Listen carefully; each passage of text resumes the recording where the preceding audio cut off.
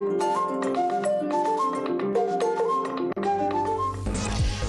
et messieurs, bonsoir. Au sommaire de cette édition, la 5e commission mixte de coopération guinéo-russe s'est ouverte ce mardi à Conakry. Les deux parties passent en revue les acquis et les faiblesses de cette coopération bilatérale. Le vice-président de la Banque mondiale pour l'Afrique apprécie le projet d'extension de la CBG, une compagnie qui vise une production annuelle de 21,5 millions de tonnes par an. Les travaux d'extension avancent. Les comédiens de Guinée saluent le geste du chef de l'État. À travers le ministère de la Culture, 50 comédiens bénéficient d'une prise en charge sanitaire. Conakry, 18 juillet 2017, cérémonie de décoration au Palais Sékou Touré ce mardi. Le président de la République, professeur Alpha Condé, vient de gratifier le directeur de la 25e mission médicale chinoise en fin de mission. Dr Wang Yu quitte la Guinée après 10 mois de service bien remplis. Il a contribué au renforcement des relations de coopération entre Conakry et Beijing, surtout dans le domaine de la santé. Salassi Keita fait le point. Après 18 mois de service en Guinée, le directeur de la 25e mission médicale chinoise rentre définitivement. Le président de la République lui rend un vibrant hommage en le gratifiant au grade de l'officier de l'Ordre national de la République de Guinée pour ses loyaux services rendus dans le cadre du renforcement du système de santé du pays. Décret 118 PRG SGG portant nomination au grade d'officier de l'Ordre national du mérite. Le président de la République décrète, article 1er, le grade d'officier de l'Ordre national du mérite de la République de Guinée est décerné au docteur Wang Yu, directeur de la 25e mission médicale chinoise, pour la qualité de sa gestion et son appui remarquable au système de santé de la République de Guinée. Article 2. Le présent décret, qui prend effet à compter de sa date de signature, sera enregistré et publié au journal officiel de la République. Conakry le 5 juin 2017, signé professeur Alpha Condé, grand maître des ordres nationaux de Guinée. Monsieur le Président de la République, grand maître des ordres nationaux de Guinée, et en vertu des pouvoirs qui nous sont conférés, je vous décerne le grade d'officier de l'Ordre national du mérite de Guinée. Le directeur de la 25e mission médicale chinoise en Guinée est ravi de cette médaille qui lui a été décernée par le président de la République.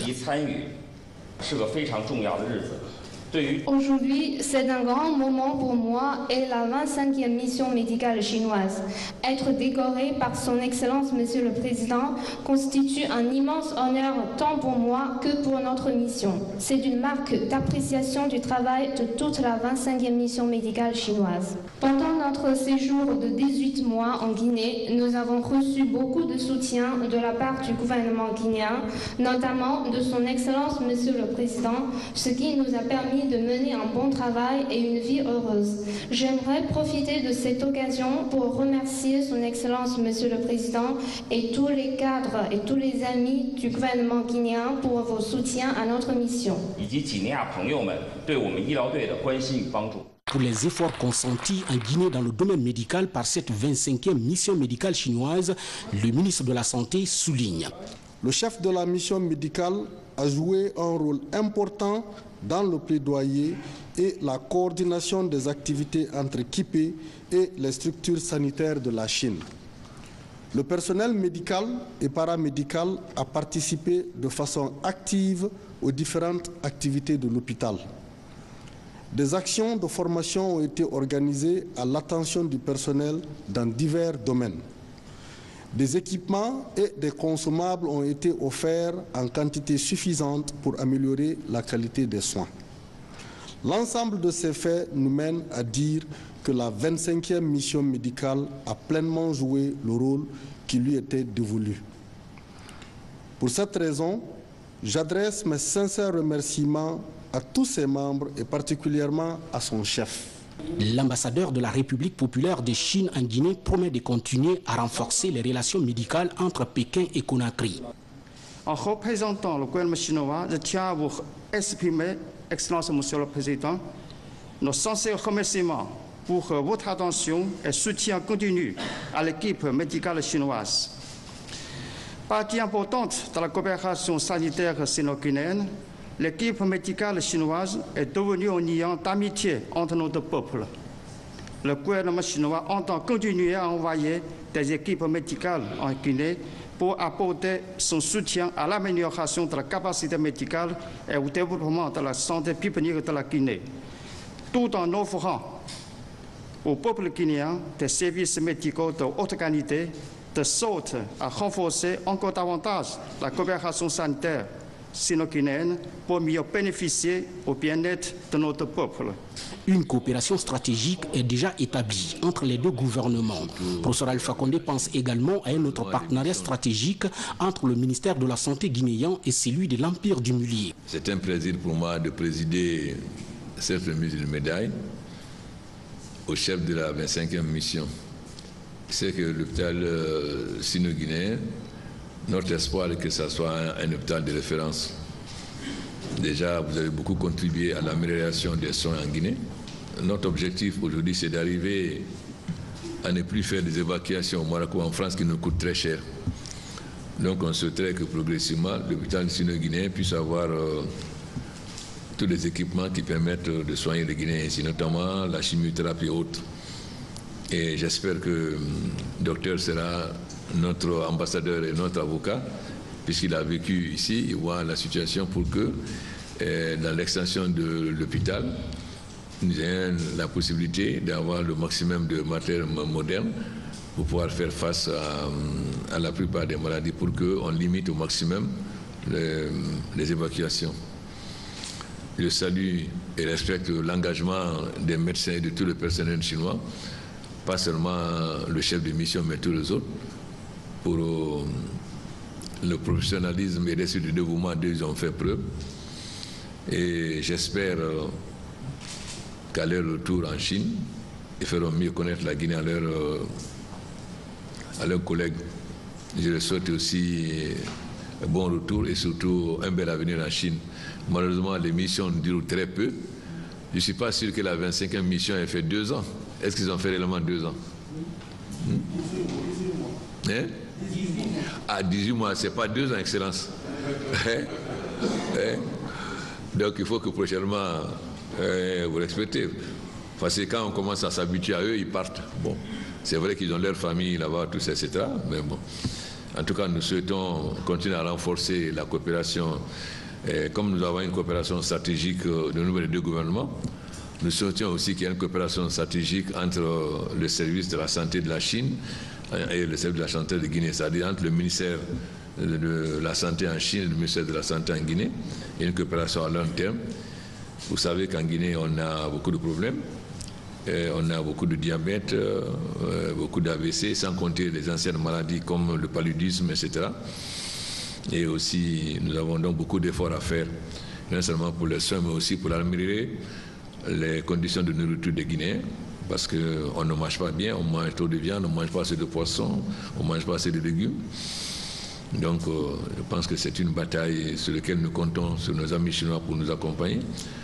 Parce que ce n'est pas facile de changer les habitudes d'un peuple, surtout lorsque ces habitudes sont installées depuis très longtemps. En tout cas, je vous souhaite très bon retour en Chine et je souhaite bonne arrivée à ceux qui sont venus pour les remplacer à la 26e. Et la présidence est à votre disposition. Si vous avez des problèmes, n'hésitez pas à contacter les cadres de la présidence à travers l'ambassadeur. Donc, je vous souhaite très bon retour en Chine. Merci. L'ambition du président de la République est sans ambiguïté. Il s'agit donc de faire en sorte que les relations médicales entre la Guinée et la République populaire de Chine se renforcent davantage, dans le souci de répondre surtout aux attentes des 12 millions de Guinéens en matière de soins de santé de qualité. Dans l'actualité encore, une mission de l'organisation civile internationale est à Conakry. Elle est venue évaluer le dispositif sanitaire installé à l'aéroport de Conakry. La mission a échangé avec les autorités aéroportuaires et les acteurs intervenant dans le domaine de la santé. Ça, à Maratolno. La problématique de la gestion des maladies transmissibles dans les aéroports, une préoccupation de l'organisation de l'aviation civile internationale.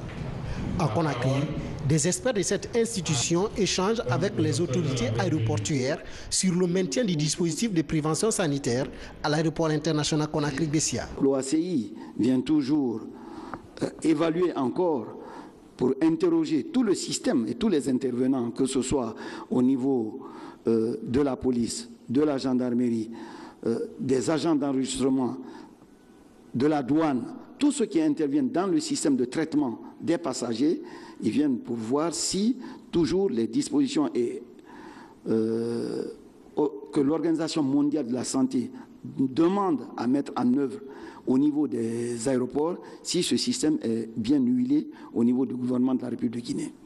Autres invités à cette rencontre, les représentants des institutions internationales en charge de la santé. Chacun est venu apporter son expertise et le soutien de son institution afin d'éviter d'éventuelles épidémies. Cette rencontre de suivi de la visite de juin 2015 vient à point nommé. Car après la crise de la maladie à virus Ebola, qui a fortement touché la Guinée, il est important de nous ajuster en dehors de la période de turbulence afin d'être plus aguerris et qu'aucune épidémie, nous ne le souhaitons pas, mais plus jamais qu'une épidémie ne nous surprenne. Cette mission d'évaluation du dispositif sanitaire à l'aéroport international de Conakry-Bessia est la deuxième du genre. Une première mission est déjà passée au mois de juin avec une bonne note pour le pays. En déplacement toujours, le président de l'Assemblée nationale centrafricaine est à Conakry. Il est venu s'inspirer du modèle guinéen en matière de paix et de quiétude sociale pour trouver une issue favorable à la crise qui secoue la Centrafrique, son pays. Abdelkarim Mekassoar aura des entretiens avec les autorités guinéennes. On l'écoute au micro de notre reporter Abdoulaye Diallo.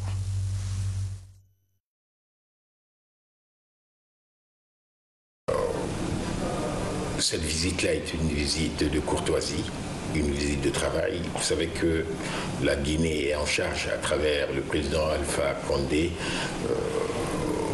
de l'Union africaine cette année. C'est le président en exercice. Il est important au moment où mon pays, la République centrafricaine, connaît des difficultés très très sérieuses en matière de paix et de sécurité, de venir échanger avec mes collègues parlementaires, de voir très concrètement quel pourrait être le rôle du Parlement auprès ou à côté d'un président en exercice de l'Union africaine qui a mis comme axe principal de sa politique la recherche de la paix, non seulement en Guinée, mais pour toute l'Afrique. La Guinée est un grand pays. Vous avez traversé des périodes difficiles, vous avez connu des crises, mais vous n'avez pas connu des crises qui ont atteint le paroxysme que les Centrafricains connaissent aujourd'hui.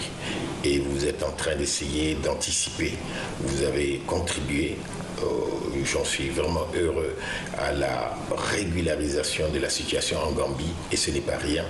Nous suivons très bien ce que le président Alpha Condé mène comme activité pour rechercher la paix en Afrique, et cela ne peut se faire qu'avec l'appui du Parlement.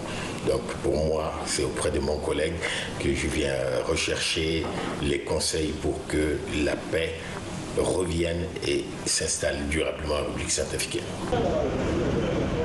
Je vous le disais en titre, ouverture ce matin à Conakry de la 5e commission mixte de coopération entre la Guinée et la Russie. Il s'agit de passer en revue la coopération bilatérale et de trouver les voies et moyens permettant d'étendre et de diversifier le partenariat entre nos deux pays. Voici le reportage de Boubacar Ba.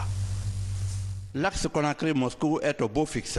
Un an après la visite du président Alpha Condé en Russie, les relations de partenariat gagnant-gagnant entre les deux pays se renforcent de manière significative, à en croire les brillants résultats enregistrés. Tous nos projets se développent avec beaucoup de succès et l'année prochaine, nous envisageons de commencer l'extraction et l'exportation de bauxite dans le cadre du projet Diandien, ce qui va marquer une nouvelle ère dans le développement de l'industrie de bauxite et d'alumine de votre pays. En plus des investissements réalisés dans les secteurs des mines et de l'éducation, les deux pays vont mettre un accent particulier sur la santé, la géologie, l'agriculture, la pêche, la coopération commerciale et la lutte contre le trafic illégal de stupéfiants et autres substances psychotropes. Je suis heureux de dire que sur Friguia, qui tenait à cœur au président de la République, Dieu merci, les travaux sont en cours. Ils sont même en avance par rapport au chronogramme tracé. Le projet Diandien commencera sa production dès l'année prochaine. Le stress politique est nourri par le stress social avec le peu d'opportunités d'emploi. Ce n'est qu'à travers ces programmes, Russes, Chinois, les pays du BRICS et les autres pays occidentaux, ce n'est qu'à travers ces programmes, des investissements massifs, que les problèmes d'emploi des Guinéens pourraient trouver la meilleure réponse. C'est à cela que le président Alpha Condé et son gouvernement s'emploient. Le diplomate russe a, dans son intervention, indiqué que la coopération entre nos deux pays est en marche. Ce n'était pas par hasard qu'il y avait cette rencontre de notre président avec le vôtre à Saint-Pétersbourg. Et c'est normal que les rencontres de ce niveau, de haut pour le niveau possible, donnent une impulsion importante pour les relations entre les deux États. Et surtout, on va élargir, disons, le nombre de directions de notre coopération. Pour consolider ces résultats issus de la coopération entre les deux pays, les coprésidents de la Commission ont mis l'accent sur l'établissement d'une base juridique et commerciale entre les deux parties. En ce jour de travail en Guinée, le vice-président de la Banque mondiale pour l'Afrique s'est rendu à Kamsar pour voir et apprécier le niveau d'avancement du projet d'extension de la CBG. Ce projet bénéficie, vous le savez, de l'appui de la Banque mondiale. La compagnie des bauxites de Guinée vise une production annuelle de 21,5 millions de tonnes par an. Le reportage de Mamadou Alphabali. Et ouvriers se relèvent 24 heures sur 24, le programme d'extension de la compagnie des bauxites de Guinée avance.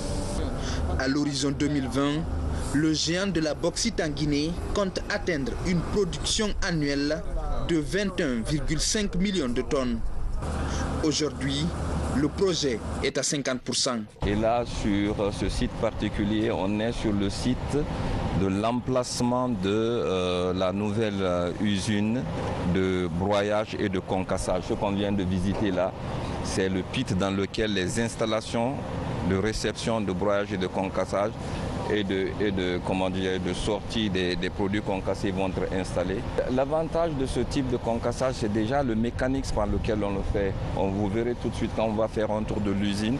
Actuellement, on utilise un système de levage. On découpe les trains, on lève les wagons un à un. Ce système-là va pouvoir permettre de vider les wagons sans les découpler, donc on gagne en temps. Actuellement, le cycle de rotation de vidange d'un wagon est environ de 3 minutes. Avec ce nouveau système, ça va être de 90 secondes. Nous étions ici il y a 3 mois et nous sommes impressionnés par les progrès réalisés, par le fait aussi que les équipes travaillent 24 heures sur 24 pour pouvoir maintenir les délais. Nous avons vu des travaux gigantesques qui sont en cours et tout se passe bien pour le moment. Nous sommes vraiment rassurés par l'engagement de la direction, toutes les équipes qui sont sur le terrain en train de faire avancer le projet dans les plus brefs délais. Au-delà de la construction de cette nouvelle usine, les travaux d'extension du port sont aussi engagés. La Banque mondiale, à travers la Société financière internationale, accompagne la CBG dans ce projet. Donc il s'agissait pour moi de constater de visu les progrès qui ont été enregistrés dans ce domaine. Et il s'agit de voir, j'étais impressionné par le programme d'investissement, par la rapidité à laquelle les travaux sont exécutés. Et il est clair que les investissements qui vont être faits vont permettre d'augmenter la productivité et la compétitivité de la société et permettre justement d'atteindre la croissance voulue dans ce secteur. L'augmentation de la production de l'une des plus anciennes sociétés minières du pays permettra d'améliorer sa contribution à l'économie nationale et au projet de développement communautaire. De 600 000 $ comme contribution au développement local, la CBG est récemment montée à 2,5 millions de $ par an. Restons toujours à Bouquet pour parler de l'installation d'un bureau des douanes doté d'équipements et d'engins roulants. Vous voyez donc en image ce geste de la société SMB, Société minière de Bouquet, consiste à renforcer le contrôle des produits. Les autorités de Bouquet ont salué l'action de la SMB. Des agents de la police, de la gendarmerie, des douanes et de l'Agence nationale de sécurité sanitaire sont en formation à Conakry. Objectif: préparer ces acteurs à une gestion efficace en cas de catastrophe naturelle ou épidémie éventuelle. C'est un programme soutenu par le gouvernement néerlandais et mis en œuvre par la Direction générale des douanes. Alassane Diogobari fait le point. Le projet est intitulé CERED. Il est initié par l'Organisation mondiale des douanes, financé par le gouvernement hollandais et exécuté en Guinée par la Direction générale des douanes. Les gens ne retiennent que les deux principales missions de la douane, la mission fiscale et la mission économique. Mais au-delà, nous avons la mission de la protection de la population. Vous vous souviendrez, il y a encore de quelques années, notre pays a été frappé par la maladie à virus Ebola. Alors, il fallait mettre un programme d'urgence permettant à la douane de gérer avec beaucoup plus d'efficacité les envois qui étaient liés à la lutte contre Ebola. Donc, à l'époque, l'administration des douanes, n'étant pas bien préparée, avait demandé à l'Organisation mondiale des douanes de réfléchir sur un programme allant dans ce sens. C'est pourquoi l'Organisation mondiale des douanes a initié un programme qu'on appelle le programme CERED. Et ce programme a été financé par le gouvernement néerlandais. Le projet a démarré en 2016 et concerne des pays d'Afrique de l'Ouest, le Nigeria, le Libéria, le Mali, la Sierra Leone et la Guinée. Le projet CIRED a été lancé suite à la crise d'Ebola en 2014 par l'Organisation mondiale des douanes qui souhaite mettre en place des programmes de formation et de prévention des pays d'Afrique de l'Ouest afin de coordonner les actions et que dans le futur, s'il y ait besoin, les interventions humanitaires puissent se faire le plus rapidement possible. Tous les acteurs qui évoluent au niveau des frontières nationales sont donc concernés, mer, air et terre, une sorte de coordination pour renforcer la capacité nationale de réaction en cas de catastrophe. En plus bref, en image, 50 cadres de l'administration locale des régions de Bokeh et de Kindia sont en formation dans la préfecture de Bokeh et se familiarisent avec les modules de gestion du budget communal. L'initiative est du ministère de l'administration du territoire et de la décentralisation en collaboration avec le PACV. Une journée de sensibilisation pour dire stop à la stigmatisation contre les albinos a eu lieu dans la préfecture de Kissidougou. Les organisations de la société civile ont plaidé pour une bonne prise en charge des enfants albinos. Souleymane Kamara signe ce reportage. Être albinos en Afrique devient une lutte quotidienne en raison des croyances et rituels de certaines communautés. Minoritaires, ils sont parfois rejetés en Guinée. Une situation qui interpelle des organisations humanitaires du pays. À Kissidougou, l'association Les Enfants de Madame Tamba et l'association Nouvelle Vie luttent aux côtés des albinos pour un changement de comportement des populations. L'objectif de notre visite à Kissidougou, c'est pour montrer au monde entier, montrer à la Guinée et montrer au peuple, à la population de Kissidougou, que l'albinisme n'est pas une fatalité. Et qu'ils sont comme nous, ils ont besoin d'être respectés, ils ont besoin d'être protégés. Quand un albinos dit aujourd'hui, nous n'avons pas besoin de dons, ça veut dire beaucoup de choses. C'est-à-dire que c'est des gens qui sont aujourd'hui prêts à travailler, prêts à être formés, et nous voulons juste leur donner ce peu. Mais nous seuls, on ne peut pas. Ici, ils s'organisent pour lutter contre la mendicité dans leur rang. Je lance un appel solennel à tous les albinos de Guinée et pourquoi pas de l'Afrique à se lever, à se donner la main et à combattre, et en montrant aussi à les autres couches sociales que nous ne sommes pas venus pour faire la mendicité dans ce monde, montrer à les autres couches sociales que nous sommes capables de priver. Des messages assez interpellants, l'occasion pour les autorités de soutenir la campagne. Nous estimons que être albinos n'est pas un handicap du tout et que nous sommes capables aussi de réfléchir, d'étudier, d'apprendre tous les métiers et d'être utiles à la nation. Un engagement solennel qui révèle la nécessité d'intensifier la campagne sur tout le pays. À Kissidougou, l'espoir d'une nouvelle vie reste grand chez les albinos de la localité.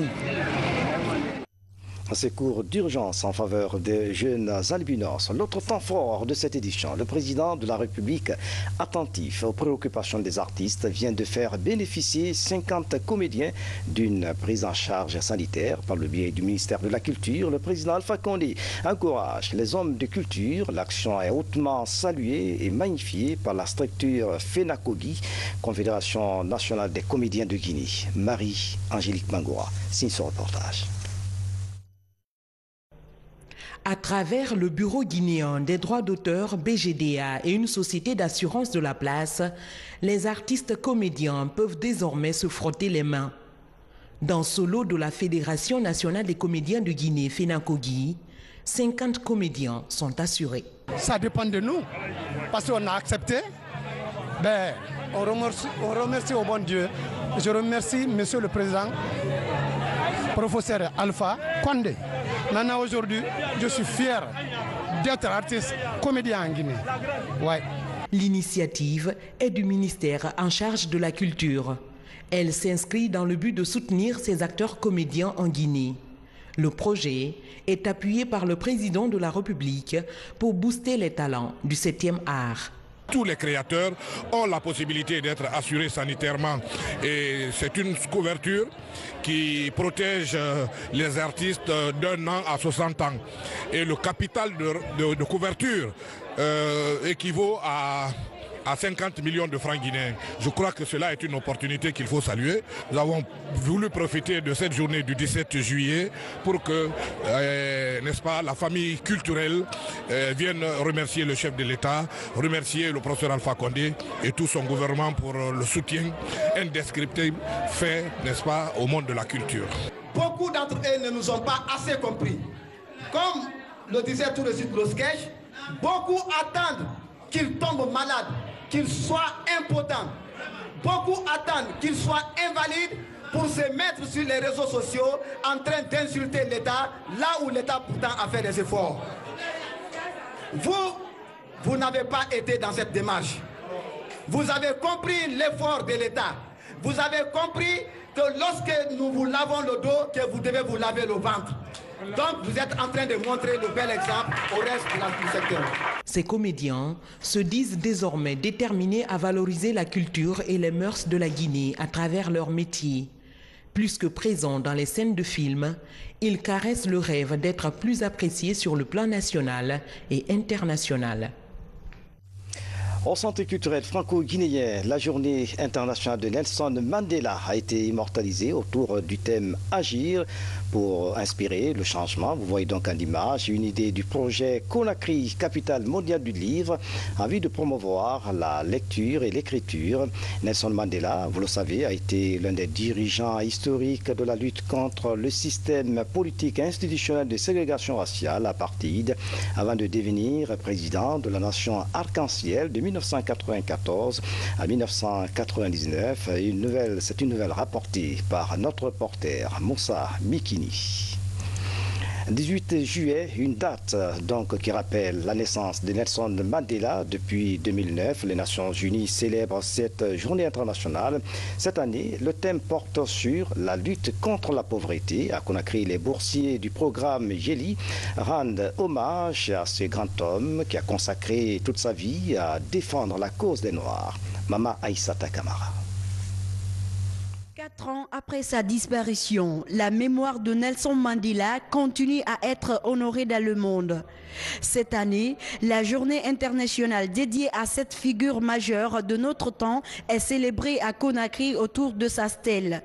Ici, à la rentrée de Kaloum, les jeunes boursiers du programme américain YALI, Young African Leader Initiative, sont mobilisés autour du thème de la lutte contre la pauvreté. Depuis novembre 2009, l'Assemblée des Nations Unies a décrété le 18 juillet la journée internationale de Mandela, afin vraiment de lui rendre un hommage parce qu'il a contribué pour la culture africaine, pour la paix partout en Afrique.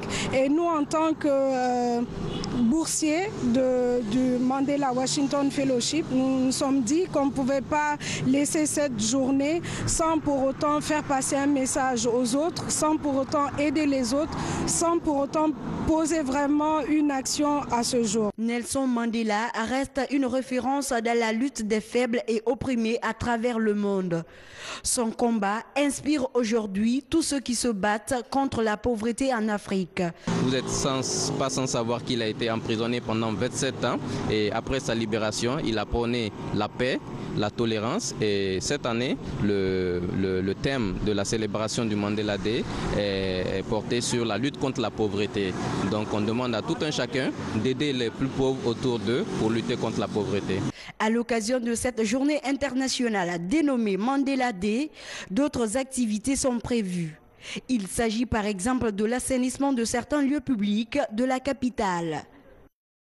Dernier virage de cette édition, les cadres des structures de base du RPG Arc-en-Ciel se mobilisent pour implorer la grâce divine afin qu'il répande sa miséricorde sur la Guinée. Ils ont lu le Coran et formulé des vœux pour la consolidation de la paix et de la cohésion sociale.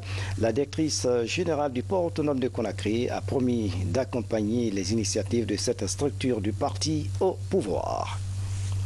C'est la fin de cette édition. À tous, merci de nous avoir suivis. Excellente soirée, où que vous soyez dans le monde. À demain.